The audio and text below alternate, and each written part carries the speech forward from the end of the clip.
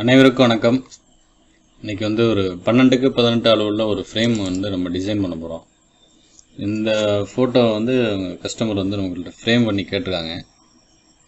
அது நம்ம ஃப்ரேம் பண்ணி கொடுக்க போகிறோம். இது எப்படி இது நான் கஸ்டமர் கொடுத்த ஃபோட்டோ ரெமினி ஆப்பில் போட்டு நம்ம குவாலிட்டி அதிகமாக இருக்கணுங்கிறதுக்காக நம்ம இதை டவுன்லோட் பண்ணி வச்சுருக்கோம்.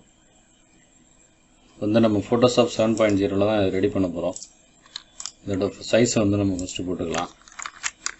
Control N. Width 18, height 12 inches, resolution 300 pixel per இன்ச்சஸில் வச்சுக்கிறோம். நம்ம கண்ட்ரோல் O கொடுத்து அந்த கஸ்டமர் கொடுத்த ஃபோட்டோ நம்ம ஓப்பன் பண்ணிக்குவோம். ஓப்பன் பண்ணிவிட்டு F7 லேயர் பேலட் ஓப்பன் பண்ணிக்கிறேன். டூப்ளிகேட் லேயருக்கு நான் ஷார்ட்கட் ஆக்ஷன் ரெடி பண்ணி வச்சுருக்கேன். அந்த ஆக்ஷன் போட்டிருக்கேன் நான். சரிங்களா, க்ளோஸ் பண்ணிடலாம். கண்ட்ரோல் ஜூம் பண்ணிக்கிறேன். ஃபஸ்ட்டு நம்ம என்ன பண்ணணும்னா ஃபோட்டோவோட சைஸ் என்ன, எவ்வளோ ரெசல்யூஷன் இருக்குன்னு பார்த்துக்குவோம். சைஸ் பெருசாக இருக்குது. ரெசல்யூஷன் ஒரு 772 தான் இருக்குது. அது நம்ம ஒரு 150 வச்சுக்கலாம். இந்த மாதிரி ரெசல்யூஷன் நம்ம அதிகமாக வச்சு ஒர்க் பண்ணோம்னா ஃபோட்டோ நல்லா நீட்டாக நம்ம ஒர்க் பண்ண முடியும். ஜூம் பண்ணிக்குவோம். இப்போ நம்ம இந்த ரெமினி ஆப்பில் போட்டது இந்த ஃபேஸ்லாம் ஒரு மாதிரி இருக்குது. அதை கொஞ்சம் சரி பண்ணிக்குவோம். என்னென்னா நம்ம டோபாஸில் டீநாய்ஸ் ஃபேஸு அதில் உள்ள மொத்தமாக நாய்ஸ் நம்ம ரிடக்ஷன் பண்ணிவிடுவோம். அது ஓவரால் ஸ்ட்ரென்த்தில் லைட்டாக நம்ம டோபாஸ் ரொம்பவும் போட்டாலும் ஃபேஸ்லாம் ஒரு மாதிரி பெயிண்ட் அடித்த மாதிரி ஆகிடும். லைட்டாக நம்ம போட்டு அதை இந்த ரெமினி ஆப்பில் போட்ட அந்த ஃபீல் இல்லாத அளவுக்கு நம்ம இதில் மாற்றிக்குவோம். சரிங்களா, வீடியோ ஃபுல்லாக பாருங்கள். ஒரு ஃப்ரேம் நம்ம எவ்வளோ குயிக்காக நம்ம ரெடி பண்ணுறோம் அப்படிங்கிறத பற்றி நம்ம சொல்லுவோம். இந்த வீடியோ ரொம்ப உங்களுக்கு யூஸ்ஃபுல்லாக இருக்கும். சரிங்களா, நம்ம இப்போ முன்னாடி இந்த ஃபஸ்ட்டு நம்ம எதுவுமே ரெடி பண்ணி வைக்கல. இப்போ தான் நம்ம ஃப்ரெஷ்ஷாக ரெடி பண்ணுறோம். கஸ்டமருக்கு கொடுக்கறதுக்காக நம்ம ரெடி பண்ணுறோம். அடுத்து வரக்கூடிய டியூட்டோரியலில் நம்ம அடுத்தடுத்து நிறையா பேனர்ஸு, கடை பேனரு, இ சேவை மையம் பேனர், இதெல்லாம் நம்ம அடுத்தடுத்த வீடியோலாம் நம்ம அப்லோட் பண்ணுவோம். சரிங்களா, அதனால் இந்த வீடியோ ஃபுல்லாக பாருங்கள். டோபாஸ் கொஞ்சம் சைஸு ரெசல்யூஷன் கொஞ்சம் அதிகமாக கொடுத்ததுனால கொஞ்சம் டைம் எடுத்துக்குது.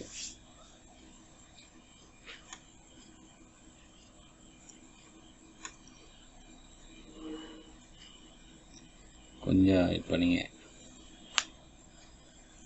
ரெடி பண்ணக்கூடிய இந்த ஃப்ரேமோட டிசைன் நம்ம வெப்சைட்டில் அப்லோட் பண்ணிவிடுவோம். சரிங்களா, டவுன்லோட் பண்ணி யூஸ் பண்ணிக்கலாம்.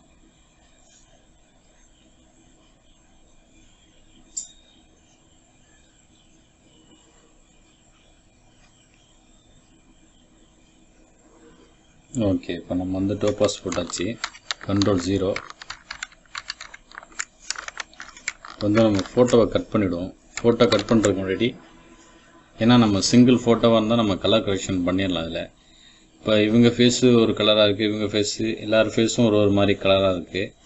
அதை நம்ம ஓவராலாக நம்ம சொன்ன மாதிரி ஃபஸ்ட்டு மெத்தடை யூஸ் பண்ணி இதில் கவுஸ் கண்ட்ரோல் M கிளிக் பண்ணி டார்க் பாயிண்ட்டை கிளிக் பண்ணோம்னா இப்போ இவங்க ஃபேஸ்லாம், இவங்க 3 பேர் ஃபேஸ் பிரைட் ஆகுது, இவங்க ஃபேஸ் டிம் ஆகுது.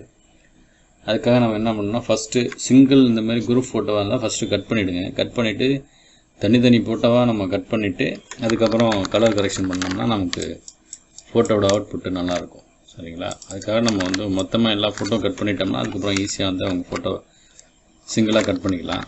ஜூம் பண்ணிக்கிறேன். ஃபோட்டோவை கொஞ்சம் ஜூம் பண்ணியே கட் பண்ணுங்கள். அப்போ தான் உங்களுக்கு அந்த அக்யூரேட்டான அந்த ஸ்ட்ரக்சர் கிடைக்கும். இப்போ இப்போ இது வரைக்கும் நான் கட் பண்ணியிருக்கேன். இப்போ இங்கே வச்சு இப்படி திருப்பிட்டு திரும்ப இப்படி கொண்டு போனீங்கன்னா இங்கே ஒரு பெண்ட் விடுவோம். ஷோல்டர்லாம் ஸ்ட்ரைட் ஃபார்வர்டாக உள்ள ஒரு செக்ஷன் அது கட் பண்ணியிருக்கீங்க. அடுத்தது இங்கே வச்சுருங்க. அடுத்தது அவங்க நமக்கு ஒரு இமேஜின் பண்ணுங்க. போயிட்டு இப்படி அக்யூரேட்டாக ரொம்பவும் அந்த கார்னரில் வச்சு கட் பண்ணிங்கன்னா அந்த பேக்ரவுண்டில் உள்ள அந்த ஒயிட்டும் சேர்ந்து வந்துடும். சரிங்களா? அதனால் கொஞ்சம் உள்ளே கட் பண்ணிங்க.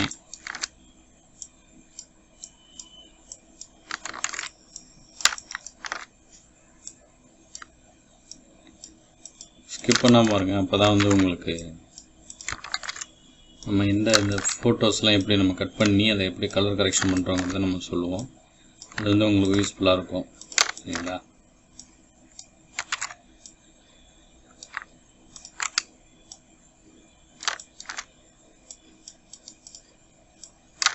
வந்து இது எல்லாமே ஒரு ஃபேமிலி ஃபோட்டோங்கிறதுனால நம்ம வந்து மொத்தமாக கட் பண்ணிவிட்டு அதுக்கப்புறம் தனித்தனியாக நம்ம வந்து கலர் கரெக்ஷன் பண்ணிப்போம். சரிங்களா? சிங்கிள் ஃபோட்டோவாக இருந்தால் நம்ம உங்களுக்கு கிளியராக புரியணுங்கிறதுக்காக நம்ம பொறுமையாக கட் பண்ணிகிட்டு இருக்கேன். சரிங்களா? இந்த மாதிரி கிளிக் பண்ணிவிட்டு திரும்ப இப்படி வச்சு கிளிக் பண்ணும்போது இந்த சைடு போகுதுன்னா என்ன பண்ணுறீங்க, ஆல்ட்டை ஹோல்ட் பண்ணிவிட்டு இங்கே ஒரு கிளிக் பண்ணிங்க. கிளிக் பண்ணிங்கன்னா அந்த இடம் மட்டும் கட் ஆகிடும். சரிங்களா? திரும்ப இப்படி கிளிக் பண்ணிவிட்டு இந்த இடத்துல வச்சு அதே ஷேப்பில் வந்து அப்படி கொண்டு போயிடுங்க.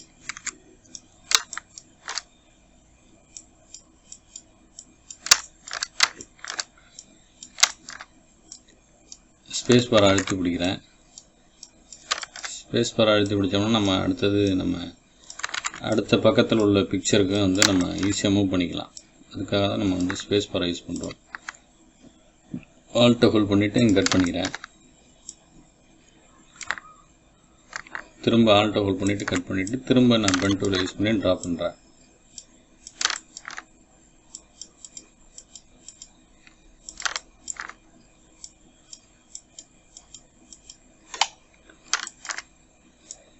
ஏன்னா ஒரு ஃபோட்டோவுக்கும் வந்து நம்ம ஒரு சில ஃபோட்டோஸ்க்கெலாம் வந்து நம்ம ஃபெதர் வந்து ஒரு பாயிண்ட் கொடுக்குற மாதிரி இருக்கும், 1.2 கொடுக்குற மாதிரி இருக்கும். ஒரு சில ஃபோட்டோவுக்கு 1.5 மேக்ஸிமம் 1.5 அதுக்கு மேலாம் ஃபெதர் வந்து நம்ம பேக்ரவுண்டு அதை வந்து நம்ம ப்ளர் பண்ணுறதுக்கு தான் நம்ம ஃபெதர் வந்து 1.5க்கு மேலே கொடுப்போம். மேக்ஸிமம் வந்து ஃபோட்டோஸ் கட் பண்ணுறதுக்கு எல்லாத்துக்கும் வந்து நம்ம ஒரு பாயிண்ட்டு இல்லை 1.2 அந்த அளவில் தான் நம்ம வந்து ஃபெதர் கொடுப்போம். அதுக்கும் கம்மியாக வந்து நம்ம ஃபெதர் கொடுத்தோம்னா நம்ம கட் பண்ணது கிளியராக தெரிஞ்சிடும். சரிங்களா? ஒரு பாயிண்ட்டு இந்த 1.2 பாயிண்ட்டுக்கு வந்து நீங்கள் கொடுத்து கட் பண்ணிங்கன்னா உங்களுக்கு ஃபோட்டோ இப்போ பார்த்தீங்கன்னா இங்கே அங்கே பேக்ரவுண்டில் உள்ள அந்த ஷேடோவும் இதில் தெரியுது. ஃபோட்டோ கட் பண்ணும்போது இதெல்லாம் கொஞ்சம் கவனமாக பார்க்கணும். அதனால் நம்ம இது தேவையில்லை, இந்த போர்ஷன் தேவையில்லை. இந்த போர்ஷனோட கட் பண்ணிவிட்டு இங்கே எடுத்துக்கிறேன். ஆல்ட்டை ஹோல்ட் பண்ணிட்டு இங்கே கிளிக் பண்ணோம்னா கட் ஆகிடும். திரும்ப ஆல்ட்டை ஹோல்ட் பண்ணிட்டு அந்த ஷேப்புக்கும் நான் கொண்டு வந்து வச்சுக்கிட்டு அவங்க காது அந்த பகுதியை மட்டும் நம்ம கரெக்டாக அக்யூரேட்டாக நம்ம கட் பண்ணிகிட்ருக்கோம்.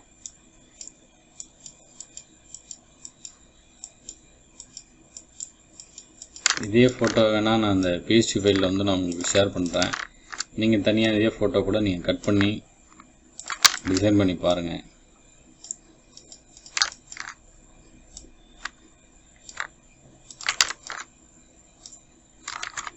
ஆல்ட்டை ஹோல்ட் பண்ணியிருக்கேன். இங்கே ஒரு கிளிக் பண்ணுறேன். திரும்ப அப்படி ஏன்னா அந்த காலர் இந்த பகுதியெலாம் வந்து ஸ்ட்ரைட்டாக இருக்கும்.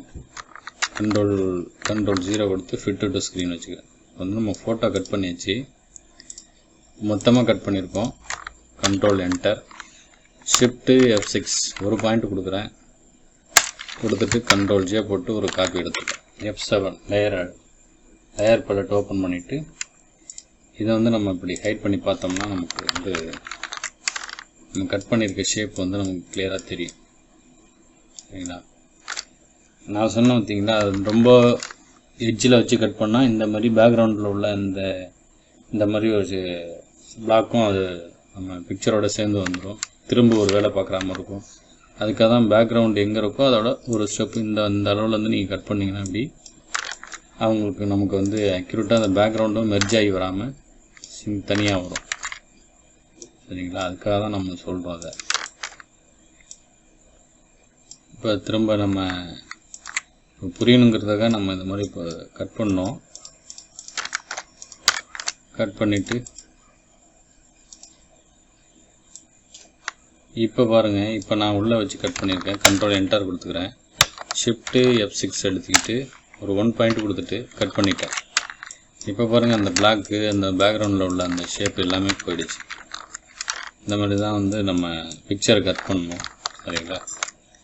Control 0 fit to screen. இப்போ வந்து நம்ம பென் டூலை யூஸ் பண்ணி ஒரு ஃபோட்டோவும் அப்படியே தான் ஃபோட்டோ இருக்க போகுது. அந்த சிங்கிள் பர்சனை மட்டும் நம்ம கட் பண்ணி எடுக்கிறோம்.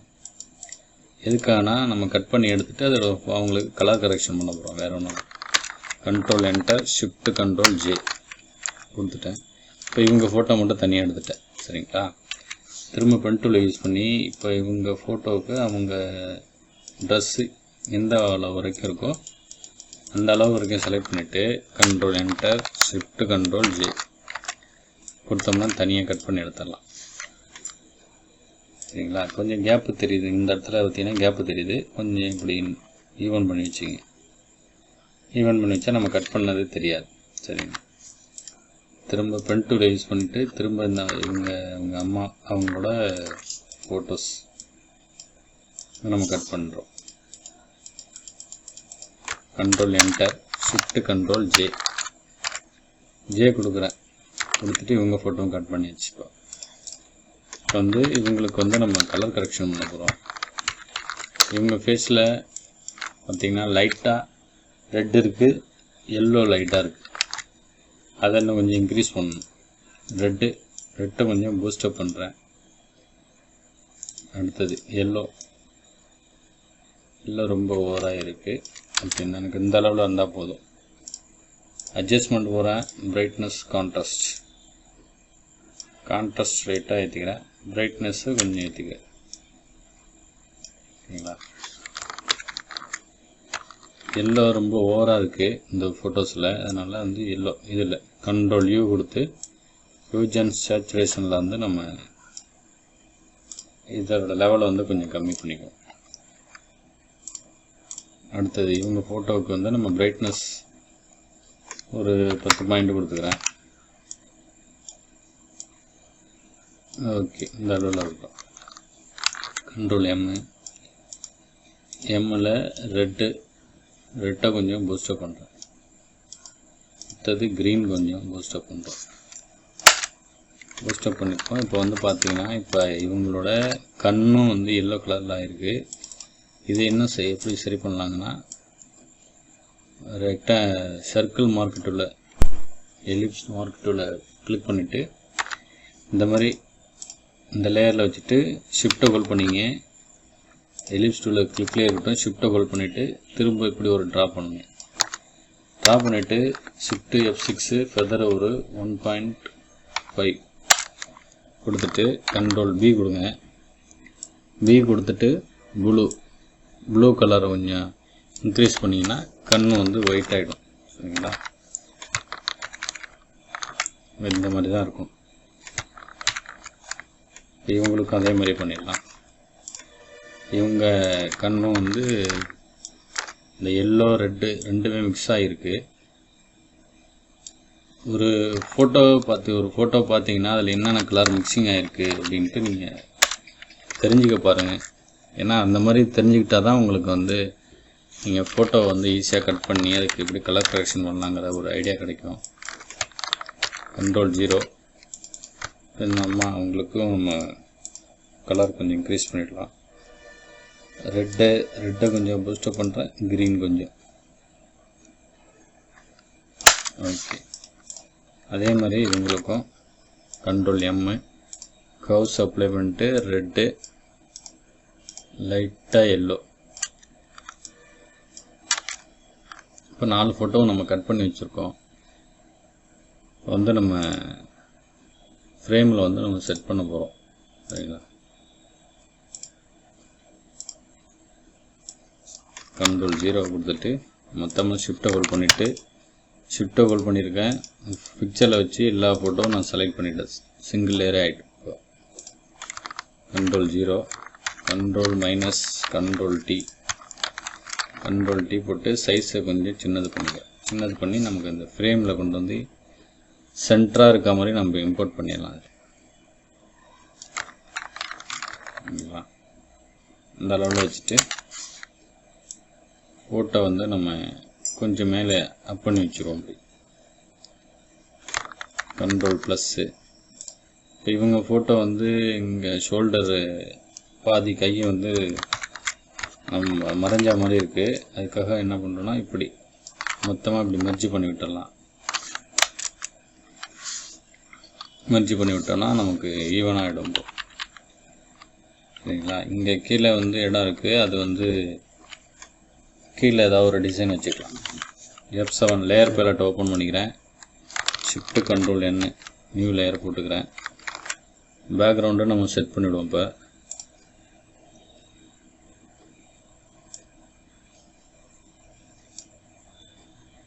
இது வந்து நம்ம தனியாக ஒரே சிங்கிள் PST ஃபைலில் வந்து நம்ம எல்லா பேக்ரவுண்டும் இதில் ஆட் பண்ணி வச்சுருக்கோம்.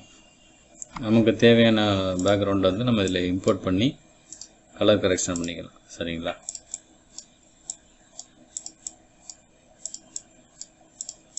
நான் வந்து இந்த பேக்ரவுண்ட் எடுத்து வச்சுக்கிறேன்.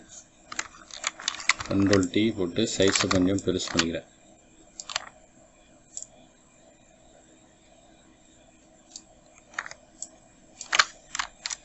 சைஸை பெருசு பண்ணிட்டோம். இப்போ இதுக்கு வந்து இன்னொரு லேயரை ஒன்று ஆட் பண்ணி பேக்ரவுண்டில் ஒரு டிசைன் மாதிரி வந்து டிசைனுக்காக இன்னொரு பேக்ரவுண்டை எடுத்து நான் இதில் இம்போர்ட் பண்ணிட்டேன். Ctrl+T போட்டுக்கிறேன். சைஸை கொஞ்சம் பெருசு பண்ணிக்கிறேன். அந்த அளவில் வச்சுட்டு இதோட பிளண்ட் மோடை வந்து நான் சேஞ்ச் பண்ணிக்கிறேன். பேக்ரவுண்டு பிக்சர் வந்து எல்லாமே எல்லாரோட ஷர்ட்டும் வந்து ஒயிட் கலரில் இருக்குது. அதனால் வந்து நம்ம ஒரு டார்க்கான ஒரு பேக்ரவுண்டு கொடுத்தா தான் அது நல்லா ஒரு எடுப்பாக இருக்குங்கிறதுக்காக நம்ம டார்க் பேக்ரவுண்டு கொடுக்குறோம். Ctrl+T போட்டு என்டர்.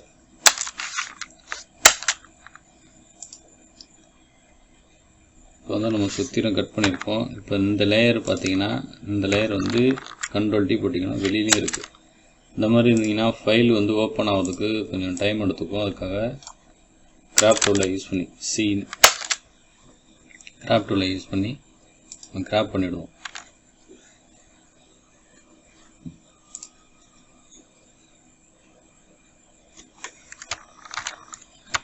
Ctrl- Ctrl+0. சரிங்களா? க்ளோஸ் பண்ணிவிடுவோம். M rectangle mark tool. இது சர்க்கிளில் இருக்குது. இதை வந்து நம்ம ரெக்டாங்கிள் கொண்டு வரணும்னா Shift M வச்சிங்கன்னா உங்களுக்கு ரெக்டாங்கிள் வந்துடும். சரிங்களா? நம்ம இதை கட் பண்ணிடலாம். டெலீட் பண்ணிவிடுவோம். இப்போ பேக்ரவுண்ட் இதுக்கு வந்து நம்ம ஒரு டிசைன் ஒன்று அப்ளை பண்ணிவிடுவோம். Shift Ctrl N new layer போட்டுக்குவோம். சும்மா ஒரு ரேண்டமாக அப்படி வந்து ஒரு ஷேப் ஒன்று க்ரியேட் பண்ணியிருக்கேன். Ctrl+U ஹியூஜ் அண்ட் சேச்சுரேஷனில் இவங்களுக்கு ஏற்ற மாதிரி ஒரு கலர். நான் இதையே இன்னொரு காப்பி Ctrl+J போட்டு பேக் கொண்டு போயிட்டேன். Shift close bracket open bracket கொடுத்தா பேக் கொண்டு போய்டும். கொண்டு போயிட்டு F7 லேயர் பலாட் ஓப்பன் பண்ணி காட்டுறேன். இதுக்கு பின்னாடி இருக்குது.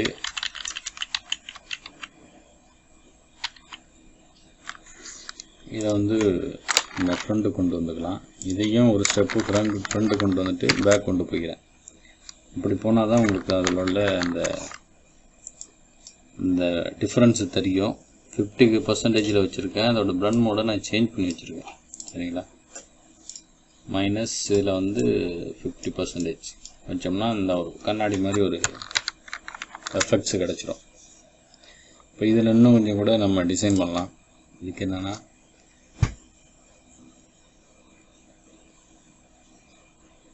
வந்து ஷேப் டிசைனு இல்லை இந்த மாதிரி பூ டிசைன் ஏதாவது நம்ம அந்த ஃப்ரேமில் எடுத்து செட் பண்ணிட்டோம்னா நல்லா அழகாக இருக்கும். எனக்கு வந்து இந்த டிசைன் ஓகேன்னு தோணுது. அதனால் இந்த டிசைன் வச்சிடுறேன். ஓகே, இது வந்து ஃப்ரேம் கரெக்டாக இருக்கும்.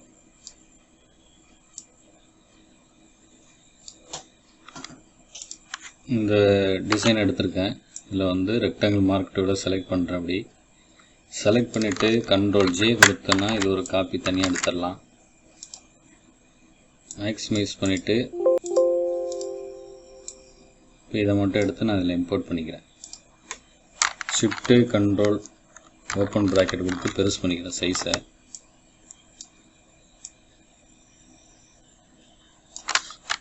என்டர். மேலே கொண்டு வந்துட்டு ஒரு ஸ்டெப்பு மேலே கொண்டு வந்துக்கிறேன்.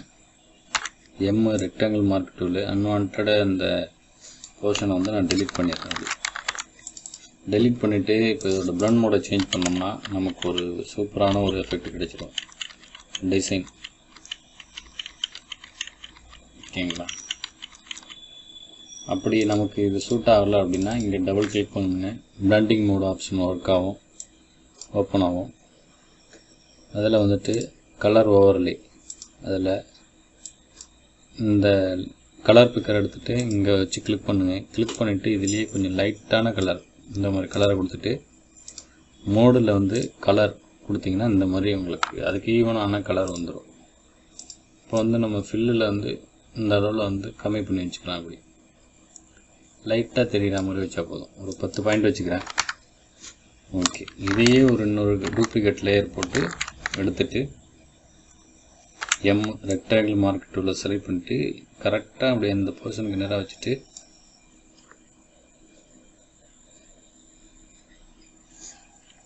டெலீட் பண்ணிக்கிறேன். இப்போ வந்து பார்த்தீங்கன்னா இந்த ஷேப்பும் வந்து மெர்ஜ் ஆக மாதிரி இருக்குது. அதனால் இந்த அளவில் வச்சுக்கிட்டு நம்ம ரெண்டுத்தையும் சேர்த்து லிங்க் பண்ணி வச்சுக்கலாம். இப்போ வந்து நம்ம இந்த கலர் செட் பண்ணி வச்சுருக்கோம். நமக்கு வந்து இந்த கலர் வந்து வேறு எதுவும் சேஞ்ச் பண்ணணும்னா நமக்கு பிடிச்ச கலரை வந்து நம்ம அதில் சேஞ்ச் பண்ணிக்கலாம். சரிங்களா, இந்த மாதிரி.